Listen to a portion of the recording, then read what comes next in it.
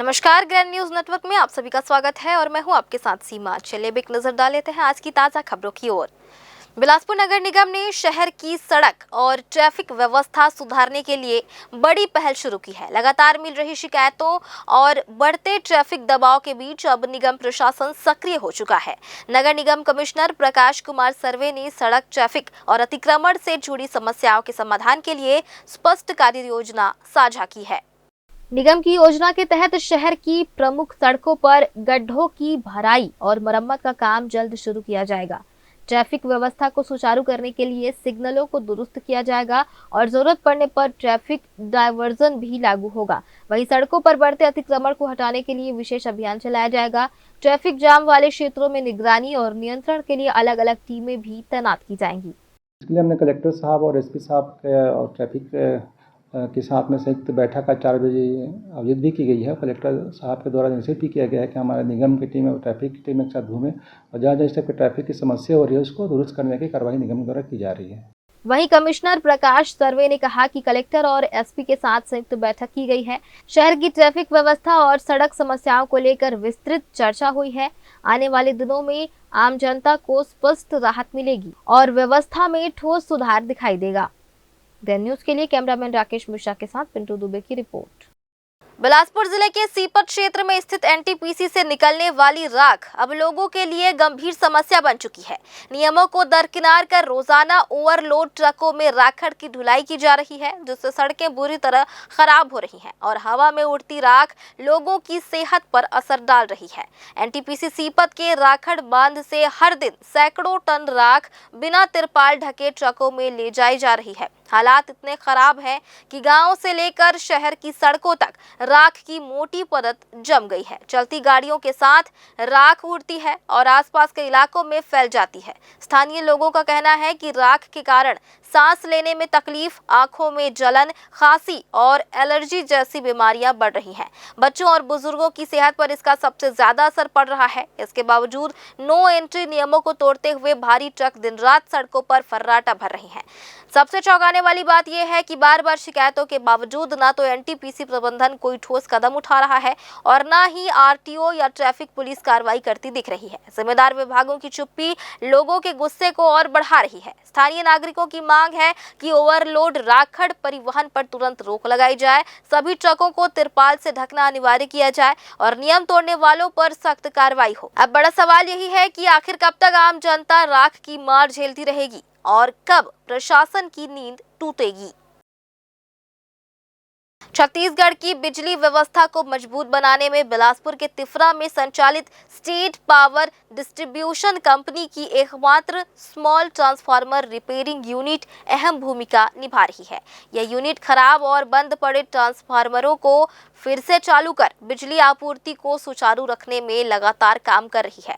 तिफरा स्थित इस repairing unit में डिस्ट्रीब्यूशन और करंट ट्रांसफार्मर की मरम्मत की जाती है। अप्रैल से दिसंबर 2025 के बीच इस यूनिट ने बड़ी उपलब्धि हासिल की है। इस दौरान करीब 3 करोड़ 50 लाख रुपए मूल्य के 274 डिस्ट्रीब्यूशन ट्रांसफार्मर और 30 करंट ट्रांसफार्मर की मरम्मत कर उन्हें दोबारा ऊर्जीकृत किया गया है। यह उपलब्धि इसलिए भी खास है क्योंकि गर्मी के मौसम में बिजली की मांग सबसे ज्यादा होती है और ट्रांसफार्मरों पर भारी लोड रहता है। ऐसे समय में तिफरा की यह यूनिट बिजली व्यवस्था को संभालने में बड़ा सहारा बनेगी। खराब ट्रांसफार्मरों की तेज और समय पर मरम्मत से बिजली कटौती की समस्या कम होगी और उपभोक्ताओं को लगातार बिजली मिलती रहेगी। बिलासपुर क्षेत्र के कार्यपालक निर्देशक A.K. अम्बर्स्ट ने बताया कि यह यूनिट गर्मी के दिनों में विद्युत आपूर्ति को बनाए रखने में बेहद महत्वपूर्ण साबित होगी।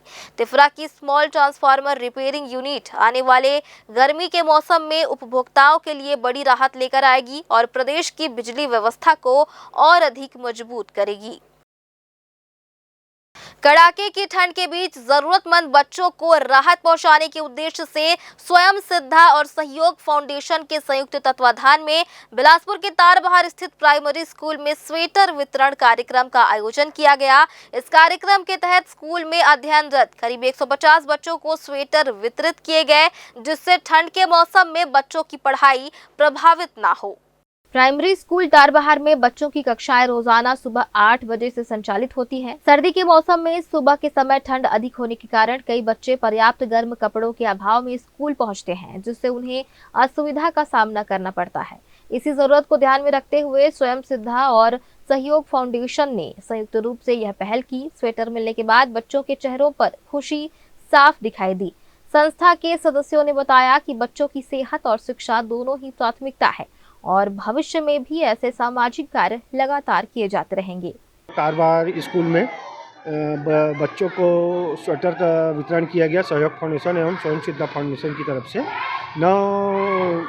नए साल के उपलक्ष्य पर बच्चों को स्वेटर का वितरण करके ठंड से बचने के लिए बच्चों को 112 बच्चों को स्वेटर वितरण किया गया। साथ में हमारे साथ श्रीमती किरण सिंह जी है, स्कूल की प्रधान पाठक पूजा तिवारी जी है, और बच्चों को स्वेटर दे के बहुत अच्छा लगा। हर ये स्कूल में मैं हमेशा आते रहता हूँ, कुछ भी ज़रूरत रहती है तो इस स्कूल में करते रहता हूँ। आज हम लोग मेरे सहयोग फाउंडेशन और समाज सेवी चंचल सरोजा जी के स्वयं सिद्धा फाउंडेशन की तरफ से तारबहार पूर्व प्राथमिक स्कूल में बच्चों को स्वेटर वितरण किया गया, जिससे बच्चों को सुबह सुबह इनकी 8 से 11 की क्लासेस लगती है, तो इनको थोड़े से ठंड से इनको थोड़ी सुविधा होगी बचने के लिए। और यहाँ के स्कूल हमेशा अक्सर आते रहते हैं, जिसमें इनको कुछ भी ज़रूरत होती है तो यहाँ की प्रिंसिपल है पूजा तिवारी मैम के से बातचीत होती है तो हमें बता देती है, तो हम अपनी तरफ से पूरी तरह से कोशिश करते हैं कि हम इसमें जो भी सहयोग कर सकें। अभी कितने बच्चों को अभी यहाँ पे 110 बच्चे हैं, उन सारे बच्चों के लिए हम लोगों ने यहाँ स्वेटर वितरण किया है। आज स्वयं सिद्धा फाउंडेशन और सहयोग फाउंडेशन की ओर से हमारे विद्यालय में बच्चों को 112 बच्चों के लिए स्वेटर का वितरण किया गया है। श्रीमती किरण सिंह मैडम और चंचल सलूजा भैया, इनके द्वारा हमारे विद्यालय में सतत बच्चों के लिए कोई भी आवश्यकता हो, विद्यालय के लिए कोई भी ज़रूरत हो तो उसको समय समय पर पूरा किया जाता है। तो उसी कड़ी में आज हमारे विद्यालय के सभी बच्चों को ठंड से बचाव के लिए स्वेटर दिया गया है। ग्रैंड न्यूज़ के लिए कैमरामैन राकेश मिश्रा के साथ पिंटू दुबे की रिपोर्ट। मस्तूरी थाना क्षेत्र में महिला का ध्यान भटकाकर बड़ी चोरी करने वाले शातिर चोरों को पुलिस ने गिरफ्तार कर लिया है। इस मामले में एक विधि से संघर्षरत किशोर और एक युवक को पुलिस ने छत्तीसगढ़ ओडिशा बॉर्डर से पकड़ा है। आरोपियों के कब्जे से चोरी की गई रकम में से 20,000 रुपए नकद बरामद किए गए हैं।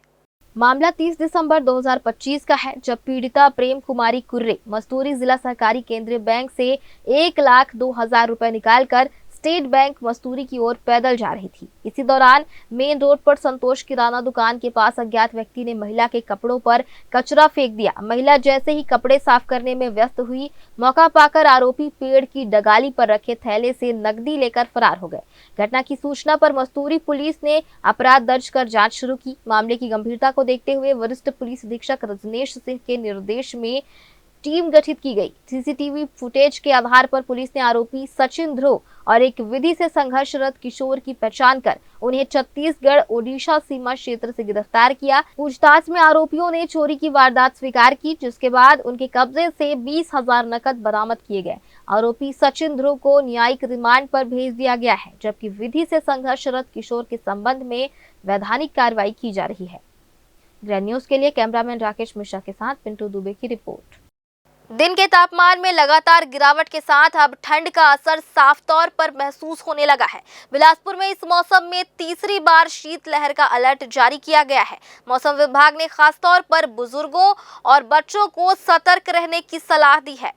पिछले 24 घंटों में बिलासपुर के रात के तापमान में करीब 2 डिग्री की गिरावट दर्ज की गई है। इसके साथ ही जिले में शीतलहर चलने की चेतावनी दी गई है। इससे पहले 10 और 11 दिसंबर को भी अलर्ट जारी किया गया था, लेकिन तब ठंड का असर ज्यादा नजर नहीं आया था। जनवरी की शुरुआत में रात का तापमान सामान्य से अधिक होने के कारण ठंड कम महसूस हो रही थी, लेकिन अब शीतलहर की वापसी हो चुकी है। सोमवार की सुबह ठंड का असर इतना तेज रहा कि लोगों की रोजमर्रा की दिनचर्या प्रभावित होती दिखी। पिछले 2 दिनों तक हल्के बादलों के कारण ठंड कुछ कम थी, लेकिन जैसे ही बादल छटे तापमान में फिर से गिरावट दर्ज की गई। दोपहर का अधिकतम तापमान 24.8 डिग्री सेल्सियस रिकॉर्ड किया गया, जो सामान्य से करीब 2 डिग्री कम है। वहीं न्यूनतम तापमान 14.4 से गिरकर 12.6 डिग्री पर पहुंच गया। शाम होते ही शहर के लोग स्वेटर और जैकेट में नजर आने लगे। मौसम विभाग ने 5 और 6 जनवरी को बिलासपुर समेत मुंगेली, कोरबा, जांजगीर चांपा, रायगढ़, सरगुजा और आसपास के कई जिलों में भी शीतलहर की चेतावनी जारी की है। मौसम विभाग ने लोगों से अपील की है कि अत्यधिक ठंड से बचाव के लिए गर्म कपड़े पहने और बुजुर्गों व बच्चों का विशेष ध्यान रखें। फिलहाल अगले 2 दिनों तक सतर्क रहने की सलाह दी गई है। ग्रैंड न्यूज के लिए कैमरामैन राहुल ठाकुर के साथ भारतेंदु कौशिक की रिपोर्ट। बिलासपुर के कोनी थाना क्षेत्र में शांति व्यवस्था भंग करने की कोशिश कर रहे 2 युवकों पर पुलिस ने त्वरित कार्रवाई की है। कॉम्बिंग गश्त के दौरान शराब के नशे में कार चला रहे दोनों आरोपियों को न सिर्फ मौके पर पकड़ा गया बल्कि पुलिस से विवाद और भागने की कोशिश के बाद उन्हें गिरफ्तार कर लिया गया है। दरअसल वरिष्ठ पुलिस अधीक्षक रजनीश सिंह के निर्देश पर थाना कोनी पुलिस लगातार क्षेत्र में कॉम्बिंग गश्त चला रही है। इसी दौरान 5 जनवरी को तुर्काडीह मुख्य मार्ग पर एक सफेद रंग की कार को संदिग्ध अवस्था में रोका गया। कार क्रमांक CG10 AD4488 का चालक कपिल माथुर और उसके साथ बैठा सुमित माथुर अत्यधिक शराब के नशे में पाए गए। पुलिस द्वारा पूछताछ के दौरान दोनों ने भागने का प्रयास किया, लेकिन पुलिस टीम ने घेराबंदी कर उन्हें मौके पर ही पकड़ लिया। जांच में शराब के नशे में वाहन चलाने की पुष्टि होने पर चालक के खिलाफ मोटर व्हीकल एक्ट की धारा 185 के तहत विधिवत कार्रवाई की गई। कार्रवाई के दौरान दोनों आरोपी पुलिस की वैधानिक कार्रवाई से नाराज होकर बहसबाजी और हुज्जतबाजी करने लगे। हालात को बिगड़ने से रोकने और क्षेत्र में शांति व्यवस्था बनाए रखने के उद्देश्य से पुलिस ने दोनों को प्रतिबंधात्मक धाराओं के तहत गिरफ्तार किया। इसके बाद आरोपियों को न्यायालय में पेश किया गया। ग्रैंड न्यूज के लिए कैमरामैन राकेश मिश्रा के साथ पिंटू दुबे की रिपोर्ट। राष्ट्रीय सड़क सुरक्षा माह 2026 के दौरान बिलासपुर यातायात पुलिस ने शहर की यातायात व्यवस्था को दुरुस्त करने के लिए बड़ा रोड मैप तैयार किया है। PPP मॉडल यानी पब्लिक प्राइवेट पार्टनरशिप के आधार पर जन सहयोग से शहर में सुगम, सुरक्षित और सुव्यवस्थित आवागमन सुनिश्चित करने का संकल्प लिया गया है। इसके तहत पायलट प्रोजेक्ट के रूप में शहर के प्रमुख मार्गों को सेक्टर में बांटकर सुधारात्मक और समाधानकारी प्रयास किए जाएंगे। दरअसल 1 जनवरी 2026 को चेतना भवन पुलिस लाइन में राष्ट्रीय सड़क सुरक्षा माह का विधिवत शुभारंभ हुआ था। इस कार्यक्रम में IG Bilaspur range, collector, SP और नगर निगम आयुक्त समेत तमाम विभागों के वरिष्ठ अधिकारी मौजूद रहे। कार्यक्रम के दौरान सड़क सुरक्षा और यातायात सुधार को लेकर कई अहम सुझाव सामने आए, जिन्हें अब धरातल पर उतारने की तैयारी शुरू कर दी गई है। योजना के तहत बिलासपुर शहर को अलग अलग सेक्टरों में बांटा जाएगा। प्राथमिकता वाले सेक्टरों में अतिक्रमण हटाने, नो पार्किंग में खड़े वाहनों पर सख्ती, निर्धारित पार्किंग का पालन, सड़क पर बाधा बनने वाले बैनर होर्डिंग हटाने और फुटपाथ व मुख्य मार्ग को बाधित करने वाले ठेलों पर कार्रवाई की जाएगी। इसके साथ ही सड़क सुरक्षा मानकों के अनुसार zebra crossing, sign board, speed limit board और पीली पट्टी जैसी व्यवस्थाएं भी की जाएंगी। यातायात पुलिस के अनुसार लक्षित सेक्टरों में सड़क की इंजीनियरिंग खामियों को भी दूर किया जाएगा। गड्ढों की मरम्मत, डिवाइडर, नालियों और खंभों को व्यवस्थित करने के साथ दुर्घटनाओं पर नियंत्रण के लिए मोटर व्हीकल एक्ट के तहत नियमित प्रवर्तन कार्रवाई की जाएगी। होटल, लॉज, विवाह भवन और शिक्षण संस्थानों में आने वाले वाहनों से सड़क बाधित ना हो, इसके लिए भी स्पष्ट दिशा निर्देश तय किए गए हैं। खास बात यह है कि इस पूरी व्यवस्था में आम नागरिकों की भागीदारी तय की गई है। व्यापारिक संगठन, सामाजिक संगठन, NGO और स्थानीय लोग यातायात मित्र और ट्रैफिक वार्डन की भूमिका में सहयोग करेंगे। इसके लिए बैठकों, जन चौपाल और मीडिया के माध्यम से जागरूकता अभियान चलाया जाएगा। पहले चरण में 3 प्रमुख सेक्टर चिन्हित किए गए हैं। अग्रसेन चौक से पुराना bus stand, link road, Shrikant Verma मार्ग से महिमा तिराहा और महाराणा प्रताप चौक से नेहरू चौक। इन इलाकों में तय समय सीमा के भीतर सुधार कार्य पूरे करने का लक्ष्य रखा गया है, जिसके लिए सभी संबंधित विभागों के बीच आपसी समन्वय भी स्थापित किया गया है। बहरहाल यातायात पुलिस ने जिले के सभी नागरिकों से अपील की है कि सड़क सुरक्षा माह के दौरान शहर में की जा रही इन कार्रवाइयों में सुझाव और सहयोग देकर व्यवस्था को सफल बनाएं। प्रशासन का मानना है कि जन सहयोग से ही बिलासपुर को सुरक्षित, सुगम और स्मार्ट ट्रैफिक सिस्टम वाला शहर बनाया जा सकता है। ग्रैंड न्यूज के लिए कैमरामैन राकेश मिश्रा के साथ पिंटू दुबे की रिपोर्ट। बिलासपुर में बीजेपी नेताओं के बीच सियासी खींचतान अब खुलकर सामने आ गई है। एक के बाद एक सामने आ रहे घटनाक्रम पार्टी की अंदरूनी कलह को उजागर कर रहे हैं। ताजा मामला नगर निगम के बड़े विकास कार्यों के लोकार्पण और भूमि पूजन कार्यक्रम से जुड़ा है, जहां आमंत्रण पत्र को लेकर शुरू हुआ विवाद इतना बढ़ा कि पूरा कार्यक्रम ही स्थगित करना पड़ गया। इस सियासी रस्साकशी के बीच शहर की जनता खुद को ठगा हुआ महसूस कर रही है। देखिए क्या है पूरी खबर। दरअसल बिलासपुर नगर निगम के जोन क्रमांक 1 सकरी में करीब 45 करोड़ रुपए के विकास कार्यों का लोकार्पण और भूमि पूजन प्रस्तावित था। कार्यक्रम की तैयारियां पूरी थी, मंच सज चुका था और डिप्टी सीएम व नगरीय प्रशासन मंत्री अरुण साव के शामिल होने की भी पुष्टि थी, लेकिन कार्यक्रम के कुछ घंटे पहले ही इसे अचानक स्थगित कर दिया गया। निगम की ओर से वजह बताई गई कि कई विकास कार्य सूचीबद्ध नहीं हो पाए थे, इसलिए कार्यक्रम को आगे के लिए टाल दिया गया है। हालांकि कार्यक्रम के रद्द होते ही सियासी चर्चाएं तेज हो गई। मुझे जहां तक पता चला है कि कुछ पारिवारिक कारणों से हमारे जो स्थानीय विधायक हैं धर्मजीत सिंह जी का, तो उसके कारण जो है ये कार्यक्रम स्थगित हुआ, मुझे ऐसा ज्ञात हुआ है। आप जो बोल रहे हैं वो भी हो सकता, सही हो सकता, लेकिन सबको जो है ध्यान में रखते हुए नगर निगम से जो भी कार्यक्रम होगा आइंदा हम लोग चेक करके ही उसको प्रोटोकॉल को ध्यान में पूरा रखा जाएगा। देखिए युवा सम्मेलन जो भी हुआ था वो वहाँ खेल परिसर में, वो मेरा विषय नहीं है, वो खेल प्रशासन वगैरह उसको देख रहा था। तो जो लेकिन नगर निगम से संबंधित जो भी अब ऐसा कार्ड छपेंगे तो उसको विशेष रूप से ध्यान रखा जाएगा। सूत्रों के मुताबिक कार्यक्रम के आमंत्रण पत्र में स्थानीय सांसद व केंद्रीय राज्य मंत्री तोखन साहू के साथ ही वरिष्ठ विधायक अमर अग्रवाल और धर्मलाल कौशिक का नाम शामिल नहीं था। इसे मान सम्मान से जोड़कर देखा गया और इसी बात को लेकर नाराजगी खुलकर सामने आ गई। सांसद और वरिष्ठ नेताओं की आपत्ति के बाद आनन फानन में कार्यक्रम स्थगित कर दिया गया। मामला सामने आते ही बीजेपी के अंदरूनी खींचतान एक बार फिर चर्चा का विषय बन गई। बिल्कुल भी ऐसा नहीं होता है, सबका सम्मान है और सभी को बराबर स्थान मिलता है। बिलासपुर बीजेपी में सियासी खींचतान और मान सम्मान की लड़ाई का यह पहला मामला नहीं है। इससे पहले युवा महोत्सव में वरिष्ठ विधायक की उपेक्षा और कुर्सी को लेकर विवाद सार्वजनिक हो चुका है। मेयर, सभापति और सीनियर एमआईसी सदस्यों के बीच भी पहले टकराव सामने आ चुके हैं। अब नगर निगम के इस आयोजन ने अंदरूनी कलह को और हवा दे दी है। विपक्ष इसे बीजेपी की अंतर्कलह बता रहा है, जबकि बीजेपी कांग्रेस को खुद का घर संभालने की नसीहत दे रही है। इन सब के बीच शहर की जनता कह रही है कि जनप्रतिनिधियों की आपसी खींचतान का सीधा नुकसान विकास और आम नागरिकों को हो रहा है। अभी भारतीय जनता पार्टी में विशेषकर छत्तीसगढ़ में सिर फुटोवल की स्थिति निर्मित हो चुकी है। एक भाजपा का विधायक दूसरे को, एक मंत्री दूसरे को चेहरा नहीं देखना पसंद कर रहे हैं। जिस तरह से बिलासपुर में लगातार घटनाएं हो रही है और बिलासपुर के जो हमारे सीनियर विधायक है, सीनियर पूर्व मंत्री है, इन लोगों को एक तरह से वहां बहिष्कार कर दे रहा है, उनको बैठने के लिए कुर्सी नहीं दे रहे हैं। आज ही बिलासपुर में एक बड़ा कार्यक्रम आयोजित था और उसमें बहुत सारे भूमि पूजन का कार्यक्रम था।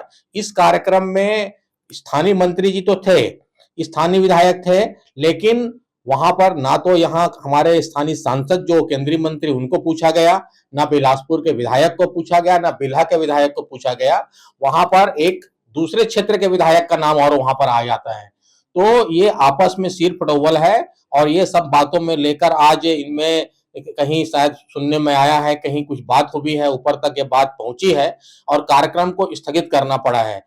जिस तरह से भारतीय जनता पार्टी में अंतरकलह है वो अब लोगों के बीच में चर्चा का विषय है और इससे निश्चित रूप से छत्तीसगढ़ के विकास में बाधा पड़ेगी और नुकसान होगा।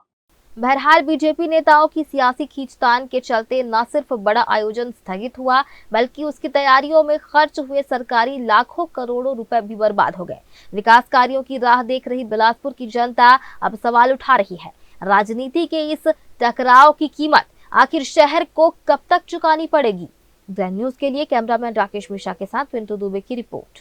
बिलासपुर दौरे पर पहुंचे छत्तीसगढ़ के डिप्टी मुख्यमंत्री अरुण साव का बड़ा बयान सामने आया है। प्रदेश की कानून व्यवस्था और मनरेगा के जी राम जी को लेकर हो रही सियासत पर उन्होंने कांग्रेस पर जमकर हमला बोला है। डिप्टी सीएम ने साफ शब्दों में कहा कि राज्य सरकार कानून व्यवस्था को लेकर किसी भी तरह की ढिलाई नहीं बरतेगी और जो भी कानून हाथ में लेगा उस पर सख्त कार्रवाई की जाएगी, चाहे वह कितना भी बड़ा क्यों ना हो।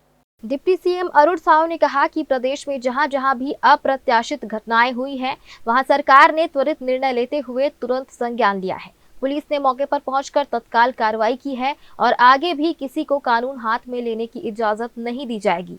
उन्होंने आरोप लगाया कि कई घटनाओं में कांग्रेस नेताओं की प्रत्यक्ष भूमिका सामने आई है। छत्तीसगढ़ की शांति और सद्भावना को बिगाड़ने की कोशिश करने वालों को सरकार किसी भी कीमत पर बख्शने वाला नहीं है। डिप्टी सीएम ने दो टूक कहा कि कानून सबके लिए बराबर है और जो भी इसे तोड़ेगा उस पर कठोर कार्रवाई होगी। देखिए, जहां तक राज्य सरकार का विषय है, राज्य सरकार ने किसी भी इस तरह के अप्रत्याशित घटना पर त्वरित निर्णय लेके कठोर कार्यवाहियां की है। कानून को कोई हाथ में ले, ये बिल्कुल भी बर्दाश्त योग्य नहीं है और जहां पर भी इस तरह की घटनाएं हुई है, सरकार ने त्वरित संज्ञान लिया है और उस पर पुलिस ने तुरंत कार्यवाही की है और कोई भी बख्शा नहीं जाएगा जो कानून अपने हाथ में लेगा। देखिए, अनेक घटनाओं में हमने देखा है कि कांग्रेस के नेताओं का प्रत्यक्ष रूप से हाथ रहा है छत्तीसगढ़ की शांति और सद्भावना को बिगाड़ने के लिए, और अनेक बड़ी-बड़ी घटनाएं हुई है उसमें कांग्रेस से जुड़े हुए लोगों का हाथ स्पष्ट रूप से दिखता रहा है।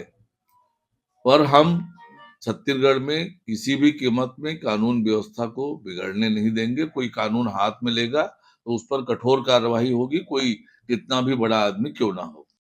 मनरेगा और रामजी को लेकर हो रही राजनीति पर भी डिप्टी सीएम अरुण साव ने कांग्रेस पर हमला बोला। उन्होंने कहा कि जी राम जी का नाम सुनते ही कांग्रेस को परेशानी होने लगती है। पहले भगवान राम को काल्पनिक बताया गया, राम मंदिर निर्माण में बाधाएं डाली गई और अब जब काम करने वालों के लिए रोजगार के अवसर बढ़ाए जा रहे हैं तो कांग्रेस को तकलीफ हो रही है। उन्होंने बताया कि रोजगार के दिन 100 से बढ़ाकर 125 किए गए हैं और समस्याओं को दूर करने के लिए नया कानून लाया गया है। देखिए, राम जी का नाम सुनते ही कांग्रेस पार्टी को पता नहीं क्या हो जाता है, क्योंकि उन्होंने भगवान राम को काल्पनिक कहा और भगवान राम के मंदिर के निर्माण में सब प्रकार से रोड़े अटकाए। अब जब काम करने वालों के लिए रोजगार के अवसर बढ़ाए गए हैं, 100 दिन के रोजगार के बजाय 125 दिन रोजगार किया गया है और उसमें जो भी दिक्कतें थी उन दिक्कत को दूर कर नया कानून लाया गया है। इसमें भी कांग्रेस के पेट में दर्द हो रहा है। तो ये दुर्भाग्यजनक है और जनहित और राष्ट्रहित में जब भी काम होता है कांग्रेस के नेताओं के पेट में दर्द होता है। वीबी जी राम जी जो नया एक्ट आया है, ये ज्यादा उपयोगी है, ज्यादा लाभकारी है और इससे बहुत बड़ा लाभ न केवल गांवों को मिलेगा, रोजगार करने वालों को भी इसका बड़ा लाभ मिलेगा। डिप्टी सीएम ने कहा कि जी राम जी योजना अधिक उपयोगी और लाभकारी है, जिसका सीधा फायदा गांव के साथ साथ मजदूरों और रोजगार करने वालों को मिलेगा। लेकिन राष्ट्रहित और समाज हित के काम कांग्रेस को रास नहीं आते। ग्रैंड न्यूज के लिए कैमरामैन राकेश मिश्रा के साथ पिंटू दुबे की रिपोर्ट। 4 वर्षों से अटका बिलासा देवी केवट एयरपोर्ट विस्तार अब अपने निर्णायक मोड़ पर पहुंच चुका है। बिलासपुर के लिए यह खबर किसी बड़ी सौगात से कम नहीं है। चकरभाटा स्थित एयरपोर्ट के विस्तार के लिए सेना के कब्जे वाली लगभग 290 एकड़ जमीन को लेकर चल रही लंबी प्रक्रिया अब लगभग पूरी हो चुकी है। राज्य सरकार ने केंद्र सरकार के खाते में 50 करोड़ 64 लाख रुपए की राशि जमा कर दी है। इसके साथ ही एयरपोर्ट विस्तार का रास्ता साफ होता नजर आ रहा है। जमीन हस्तांतरण की औपचारिकताएं पूरी होते ही रनवे विस्तार और आधारभूत संरचना विकास का कार्य शुरू किया जाएगा। इस परियोजना के तहत बड़े विमानों की लैंडिंग को ध्यान में रखते हुए रनवे की लंबाई बढ़ाई जाएगी। साथ ही 20 श्रेणी के आधुनिक टर्मिनल भवन, यात्रियों की सुविधाओं और अन्य आवश्यक ढांचों का निर्माण भी किया जाएगा। बिलासपुर विधायक अमर अग्रवाल ने इस प्रगति को शहर के लिए ऐतिहासिक बताया है। उनका कहना है कि वर्षों से चली आ रही जन भावना अब साकार होती दिख रही है। एयरपोर्ट विस्तार से बिलासपुर को राष्ट्रीय स्तर पर नई पहचान मिलेगी। विधायक के अनुसार रनवे विस्तार के बाद बोइंग जैसे बड़े विमान भी बिलासपुर में उतर सकेंगे। इससे हवाई यातायात में बढ़ोतरी होगी और व्यापार, उद्योग, निवेश के साथ साथ रोजगार के नए अवसर भी पैदा होंगे। इसका सीधा लाभ पूरे क्षेत्र की अर्थव्यवस्था को मिलेगा। धन्यवाद देना चाहूँगा कि भारत सरकार के रक्षा मंत्रालय का, राजनाथ जी का, हमारे सांसद जी का कि जो निरंतर उन्होंने पहल की, और हमारे प्रदेश के मुख्यमंत्री जी का कि उन्होंने रक्षा मंत्रालय में 50 करोड़ रुपया देकर ये 293 एकड़ जो हमको 4C बनाने में ज़मीन लगेगी उसका पैसा जमा हो गया और उसकी जो कार्रवाई है जल्दी हो जाएगी। अब जैसे ये ज़मीन मिलेगी फिर आगे फ्यूचर में ये बड़ा एयरपोर्ट कैसे बने उसके कार्य योजना के ऊपर चर्चा होगी। और मैं ऐसा मानता हूँ कि शुरुआत तो मोदी जी ने एयरलाइन से बहुत पहले ही कर दी थी और इसका जो विस्तारित स्वरूप है जो हम सब चाहते हैं वो आने वाले समय में बिलासपुर की जनता को, अंचल की जनता को दिखाई देगा। बिलासपुर की जनता लंबे समय से बेहतर एयर कनेक्टिविटी की मांग कर रही थी। उड़ान योजना के तहत शुरू हुई उड़ानों के बाद अब नियमित बड़े विमानों की सेवाएं भी संभव होंगी। इसके साथ ही बिलासा एयरपोर्ट पर नाइट लैंडिंग सुविधा की प्री कमीशनिंग प्रक्रिया पूरी हो चुकी है। DGCA के अंतिम स्वीकृति मिलते ही फरवरी-मार्च तक रात्रिकालीन उड़ानें शुरू होने की संभावना है। रक्षा मंत्रालय, केंद्र और राज्य सरकार के समन्वय से अब एयरपोर्ट विस्तार की सबसे बड़ी बाधा दूर हो चुकी है। आने वाले समय में बिलासा देवी केवट एयरपोर्ट बिलासपुर को एक मजबूत रीजनल एविएशन हब के रूप में स्थापित करने की दिशा में अहम भूमिका निभाएगा। ग्रैंड न्यूज के लिए कैमरामैन गोलू कश्यप के साथ भारतेंदु कौशिक की रिपोर्ट। रेलवे प्रशासन ने डिजिटल भुगतान को बढ़ावा देने और यात्रियों को अधिक सुविधा देने के उद्देश्य से नई मोबाइल एप्लीकेशन रेल वन शुरू की है। इस ऐप के जरिए अब अनारक्षित टिकट बुक करना पहले से कहीं ज्यादा आसान और किफायती हो गया है। रेल वन ऐप भारतीय रेल से जुड़ी कई सेवाओं को एक ही मंच पर उपलब्ध कराता है। यात्री इस ऐप के माध्यम से सुरक्षित, तेज और सरल तरीके से अनारक्षित टिकट बुक कर सकते हैं। खास बात यह है कि अब रेल वन ऐप से अनारक्षित टिकट बुक करने पर यात्रियों को 3% तक की छूट दी जाएगी। यह छूट 14 जनवरी 2026 से 14 जुलाई 2026 तक प्रभावी रहेगी। UPI, mobile wallet, net banking, debit और क्रेडिट कार्ड जैसे सभी स्वीकृत डिजिटल भुगतान माध्यमों से टिकट बुक करने पर यह लाभ मिलेगा। हालांकि आर वॉलेट से टिकट बुकिंग पर पहले की तरह 3% बोनस कैशबैक की सुविधा जारी रहेगी। रेलवे प्रशासन इस सुविधा का प्रचार प्रसार सोशल मीडिया और रेलवे स्टेशनों पर उद्घोषणा के जरिए कर रहा है। वरिष्ठ मंडल वाणिज्य प्रबंधक अनुराग कुमार सिंह के अनुसार रेल वन ऐप यात्रियों के समय और पैसे दोनों की बचत करता है और डिजिटल इंडिया को मजबूत करने की दिशा में एक अहम कदम है। रेल वन ऐप से टिकट बुकिंग अब और आसान, सुरक्षित और फायदेमंद हो गई है। बिलासपुर जिले में अपराध और असामाजिक गतिविधियों पर नकेल कसने के लिए पुलिस द्वारा चलाए जा रहे प्रहार अभियान के तहत बड़ी कार्रवाई सामने आई है। 4 और 5 जनवरी की दरमियानी रात जिले के अलग अलग थाना क्षेत्रों में कॉम्बिंग, गश्त और चेकिंग अभियान चलाया गया, जिसमें पुलिस को उल्लेखनीय सफलता मिली। इस दौरान जिले भर से कुल 140 आरोपियों को गिरफ्तार किया गया, जिनमें स्थायी वारंटी, गिरफ्तारी वारंटी, लंबे समय से फरार आरोपी और निगरानी बदमाश शामिल हैं। सभी के खिलाफ नियमानुसार वैधानिक कार्रवाई करते हुए उन्हें न्यायालय में पेश किया गया। वहीं चेकिंग के दौरान तोरवा, सिविल लाइन, कोनी और चकरभाटा थाना क्षेत्रों से 5 आरोपियों को अवैध हथियारों के साथ पकड़ा गया, जिनके कब्जे से धारदार और चालू हथियार बरामद किए गए हैं। इन आरोपियों पर आर्म्स एक्ट के तहत अलग से कार्रवाई की गई है, जिसके अलावा विशेष अभियान के तहत आम नागरिकों से प्राप्त कुल 248 शिकायतों का त्वरित निराकरण किया गया, जिससे जिले में कानून व्यवस्था को और मजबूत करने का संदेश दिया गया है। बिलासपुर जिले के सकरी थाना क्षेत्र में भरनी के पास एक दर्दनाक सड़क हादसा सामने आया है, जहां पैदल सड़क किनारे जा रही मां और उसकी छोटी बेटी को अज्ञात वाहन ने तेज रफ्तार से ठोकर मार दी। टक्कर इतनी भीषण थी कि दोनों सड़क पर गिरकर गंभीर रूप से घायल हो गए। घटना के बाद मौके पर अफरा तफरी मच गई और आसपास मौजूद लोगों ने तत्काल घायलों को सड़क से उठाकर उपचार के लिए अस्पताल पहुंचाया, जहां मां बेटी की हालत गंभीर बताई जा रही है। सूचना मिलते ही सकरी पुलिस मौके पर पहुंची और अज्ञात वाहन की तलाश शुरू कर दी है। पुलिस आसपास के सीसीटीवी फुटेज खंगालने के साथ ही प्रत्यक्षदर्शियों से पूछताछ कर रही है। फिलहाल आज की ताज़ा खबरों में बस इतना ही। आगे भी खबरें जारी रहेंगी। बने रहिए ग्रैंड न्यूज़ नेटवर्क के साथ।